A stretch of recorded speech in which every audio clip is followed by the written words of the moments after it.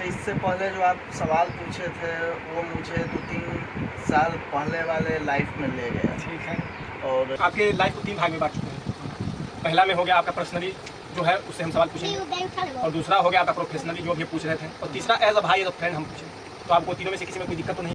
कि खुशियाँ किसी की मुहताज नहीं वाह होती, वाह, दोस्ती इत्तेफाक नहीं वाह होती, वाह, जरूर कोई बात है इस पल में वरना आपसे नहीं मुलाकात। वाह वाह वाह, क्या बात है। देखिए तो वही से पूछा है कि घाव इतना गहरा है अब बयां क्या करे, वाह वाह वाह वाह, निशाना बन गए अब बार क्या करे। क्या बात है, क्या बात है। जान निकल गई मगर अब भी खुली हैं आंखें, इससे ज्यादा किसी की। अरे भैया गजब गजब, बहुत बढ़िया।